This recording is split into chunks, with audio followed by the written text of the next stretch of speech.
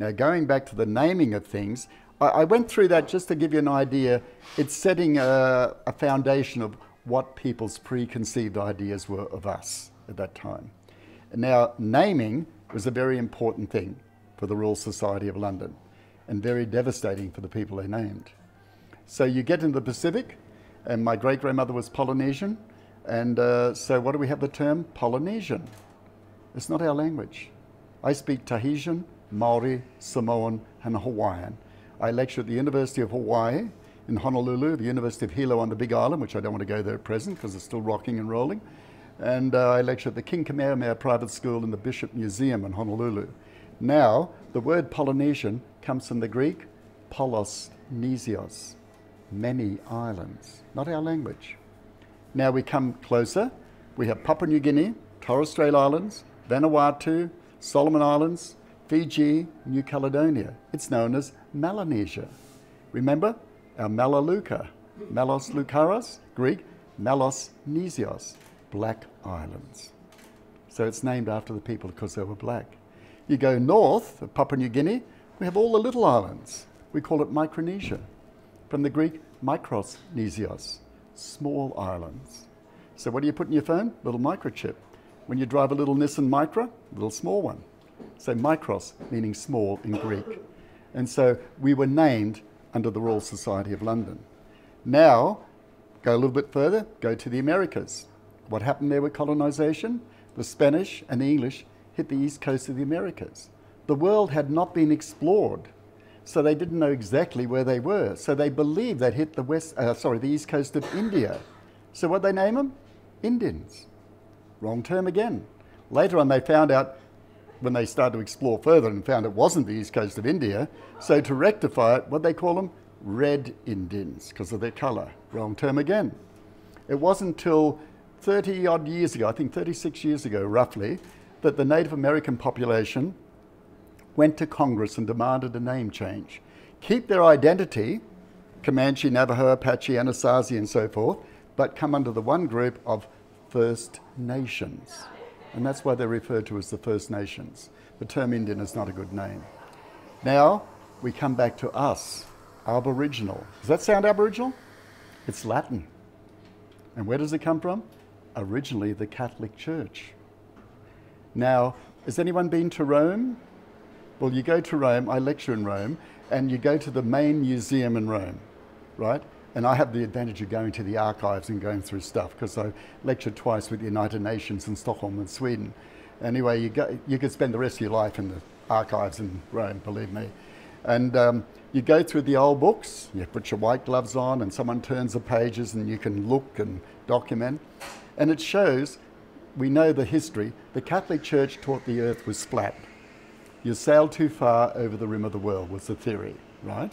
And the etchings in some of the books has got these tall mountains, snow around the top with clouds. It goes right down to a lovely sandy beach. Then it's got these exotic palm trees around the beach. And walking around the beach, there's lions and tigers and elephants and giraffes and camels and so forth.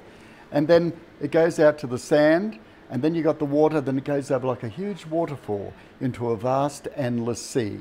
And it's got these little openings underneath that you can peer under the world. And it's got 5 big sea turtles, and on the back are 5 big mammoth elephants holding up the plate of the world because it's flat. And every time the elephant moved its foot, you had a little earth tremor, because Italy's well known for its earth tremors, right? And so that was the theory of the Catholic Church, the earth was flat.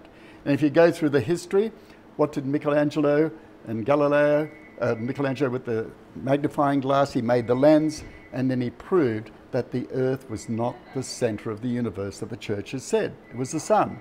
What happened to him? He was excommunicated. He was imprisoned in his house until the day he died because he went against the church. The church couldn't afford to lose him. He was the artist. He painted the Vatican, the Sistine Chapel.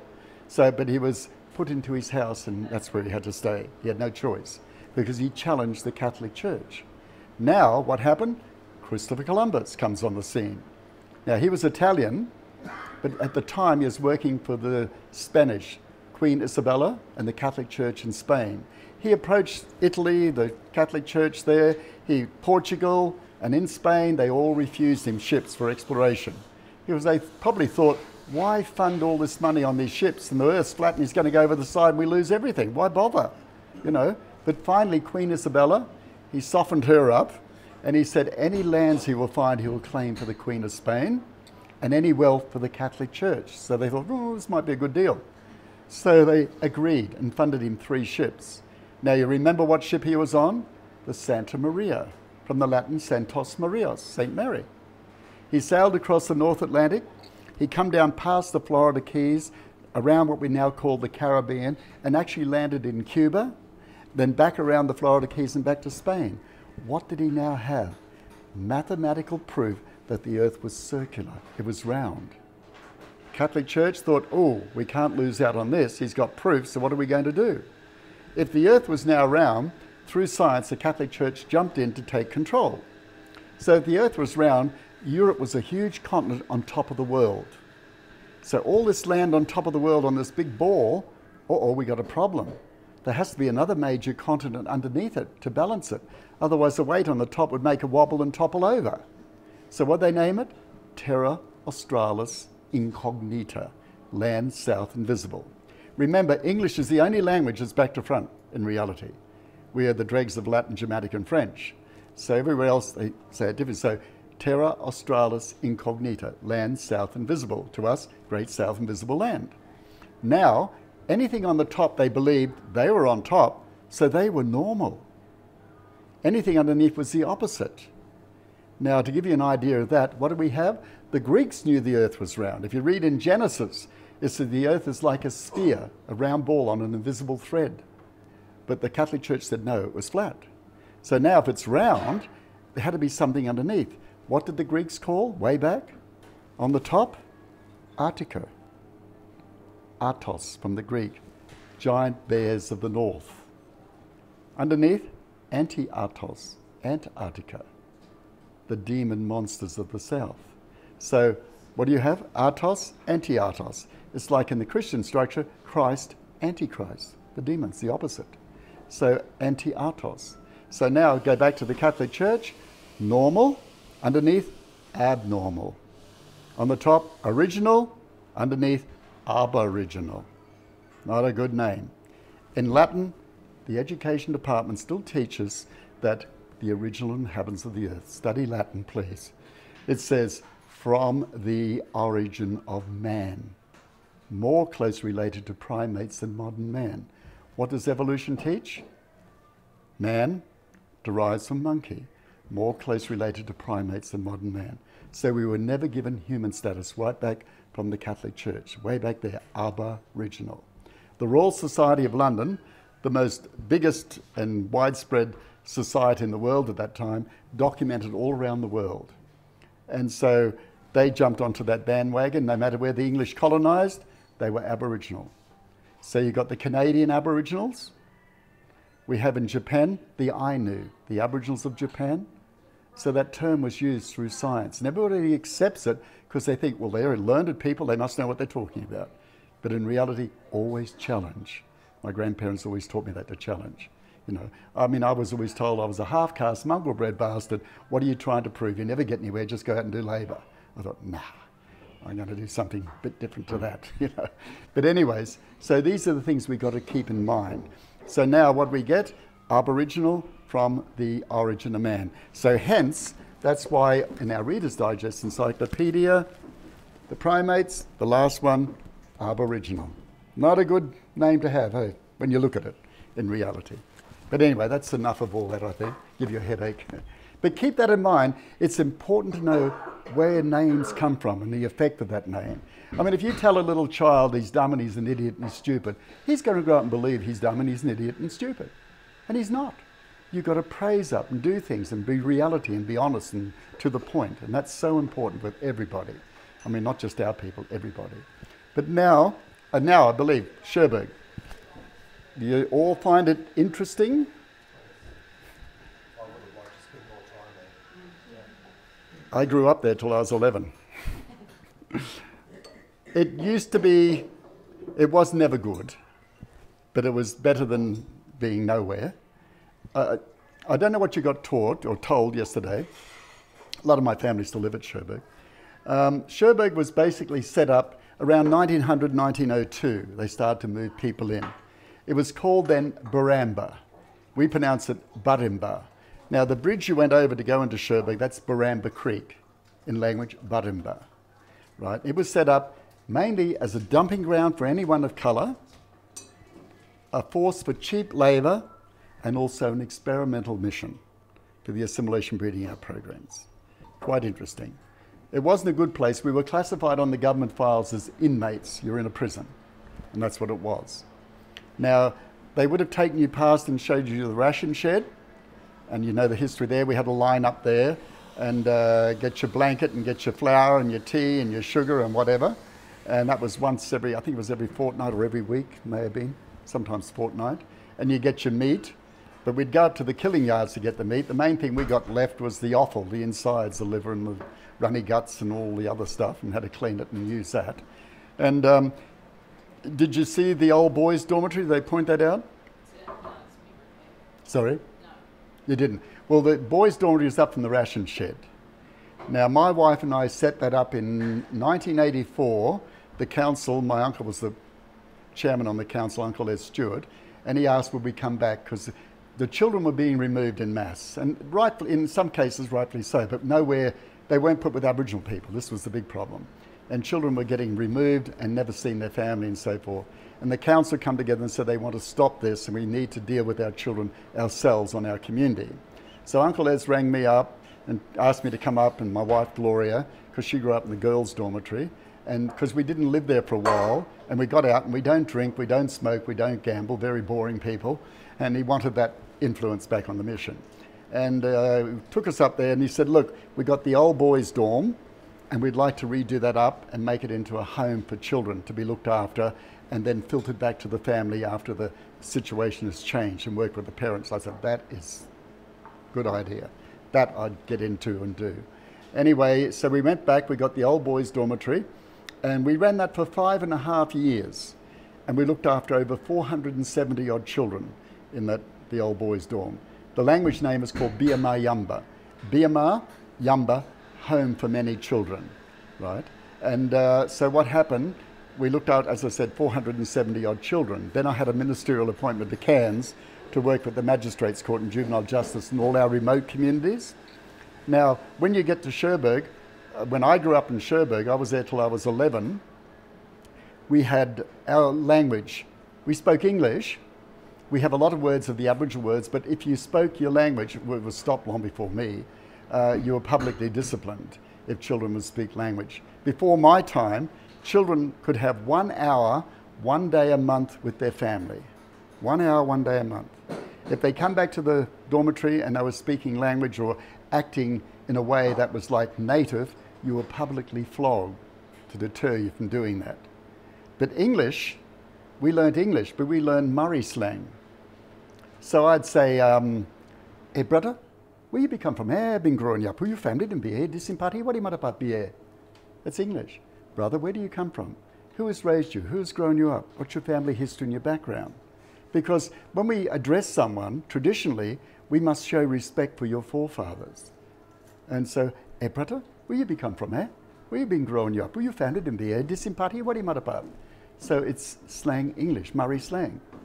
You know, and we say, like, you hear the mother singing out to the children, hey, Johnny, you get over here, you're not listening to me, you binagari, you stubborn, you hard-headed, blocked up, eh? So binangari, binang is here, gari is blocked. You're not listening, you're binangari, right? So little words we keep, but the reality of we spoke of Murray slang. That's why I said H's, B's, I's and A's are very hard for Aboriginal people to pronounce in that way. I mean, I lectured 8 universities in Germany, 5 in the Netherlands, 12 in France. In Sweden, I lecture at the United Nations. Stockholm, in Sweden, I lecture there. I lecture in Switzerland, I lecture in Italy, I lecture in Spain, I lecture in England, I lecture in Hong Kong, Singapore, Shanghai, Taiwan, Japan, Hawaii, New Zealand, Fiji, and America. And no matter who I'm lecturing, I got to really stop because I'll still use my slang words and people look, he's lost the plot, you know. So it's a part of what we are, and I'm not ashamed of that, of course. I mean, I try and do the right thing. My grandmother used to teach me English since I was little. And I had to learn, I'm sure you would have heard of it, the how now brown cow and the rain in Spain falls mainly on the plain. I said to my Gran, what have I got to learn this for? And she said, to round out your vowel sounds. And I thought, oh God, when is this going to happen? But anyway, I still remember all that, and that's why I try and speak properly in that way. But anyways, so it's a learning process. Now, Shurberg, we had the dormitories. We had a girls' dormitory, which my wife was in till she was 16. She got sent to Ipswich near Brisbane to work in the Catholic home there, the nunnery at the time it was. Then it became a mental institution. They've changed it to all sorts of things. And she was sent down there on a day of the 13th birthday. And her little room was a little A-shaped room above the morgue. You imagine putting Aboriginal children near a morgue. Not good. Her first job the next day was scrubbing the cement floor in the morgue with a dead nun laying on a slab. She was terrified. She took off, ran away. Because our people with death, especially for children, nah, you don't go there. Anyway, I mean, we understand it, but it's a different process. Anyway, so she got caught, brought back to the mission, publicly flogged, hair shaved, and 12 and a half weeks in jail at 13 years of age. On her government files, and this is, my wife's still alive. My wife is 12 years older than me. She's 83 and I'm 71, right? But we've been married 47 years, and my wife is the first and only lady I've ever taken out, and I still love her dearly. So if I do anything wrong, I always blame her. I said, you're older than me, you taught me everything I know. It works when you're a bit younger. But anyway, not always. But anyways, so she got brought back, and that was on her files. It's got Gloria Gaylor, known as Solomon, because her family line are Aboriginal, but they were brought out in the Kanaka slave trade from the Solomon Islands and Gila Islands. So instead of naming all the people, they brought all the Kanakas, they called them, they just named them after the islands, a lot of them. So we have Leefu, we have Sullivan, we have Solomon, and all this sort of thing. And we can trace back to where they were. Anyway, it says, Gloria Gaylor, known as Solomon, unfit for urban work. Reason, absconding, running away. Recommendation, stay in dormitory till 16 years of age and then married off. You didn't have a choice of what you're going to do in your life. You know, that was it. Now, when I come along, I'm at school, this is on Shurberg, and we had the old slates with the slate pen. Just the sound of those now make my cringe, you know. And I got removed from school at 11. I never knew why, right? Because I thought I was doing okay. But I was sent to work on a dairy farm. What does it say in my files? It says, you know our freedom of information? I'm 71 and I got mine 10 years ago. Long time to get it. They're all hoping we all die before we get it. And mind you, 2/3 is blacked out. You don't get the whole lot. And it's got 11 years of age, light-skinned half-caste getting closer to octoroon. Reason for removal from school, a tendency to learn, a possibility of becoming cheeky. So I'm still being cheeky. And I thought, well, I was never cheeky. Why? The reason for cheeky, we had to be labourers. Boys were labourers, girls were domestics. That was your whole life theory. And so we spoke Murray slang. My second language, my grandfather taught me Tahitian, because my great-grandmother was brought in the slave trade. And so he wanted me to have respect for that part of my culture. And Polynesian's on the tip of your tongue. So if I said to you in Tahitian, it's a lovely day, enjoy your day. Ya'arana ma'ite oi, taramahitia atahoramaha. So a lot of it's on your tongue. And then we had the German Lutheran Church. So at 5, I had to learn Prussian, 16th century German. So anyone speak German? Nein? Ah, das ist nicht sehr gut, ja. Ich kann Deutsch sprechen, Sie, ja. Ich spreche das Preußisch, Hochdeutsch, ist Hochdeutsch. And we had to learn a verse of the Bible fluently each week and so forth to be Christianized and civilized. Then my great uncle, old Pa Jihoy, Chinese Aboriginal from Cooktown. Remember, we had over 18,000 Chinese into Cooktown to mine the Palm River goldfields. Now, these Chinese were not wealthy Chinese, as a lot of Australians think. They were the poorer people, the peasants of that area around Guangzhou, which English call Canton. And so what happened, they would send them out to pay back their debts they owed to the landlords. But the landlords would keep their wives and their children as collateral. And so they come out to make the money to pay back their debt. And a lot didn't make their money, so they didn't go home. So they stayed here, in Australia. And of course, they couldn't live with white women. They were the yellow peril of the north. And so they cohabitated with our people, Aboriginal people. So we have such a mixture in our culture. We can never afford to be prejudiced to anyone because we're a mixture of everything. We should be proud of that. And so what do we have in Queensland? Aboriginal people under the name Jihoy, Ochin, Chong, Go Sam, Lee, Ah Wong. Doesn't sound very Aboriginal. My great uncle was Opa Jihoy, and he was sent down from Cooktown. So at 6 years of age, what did he teach me? Wong Chao, what's the English called Cantonese. So, so Cantonese is sing-song, tongue, where Mandarin is glottal. So you get the different sound. But so anyway, so then my grandmother taught me the precise Queen's English. So by 11 I was speaking 5 languages. I broke the law as a possibility of becoming cheeky. So I'm still cheeky in that area. But these are the things, and remember the old dormitories, the boys' dormitory and the girls' dormitory. The girls' dormitory got burnt down. A group of young teenage kids set it on fire when we were refurbishing it. We were trying to keep it, and because it's a part of our history, you know, it wasn't good, we need to have it. But the kids got in and burnt it down, unfortunately.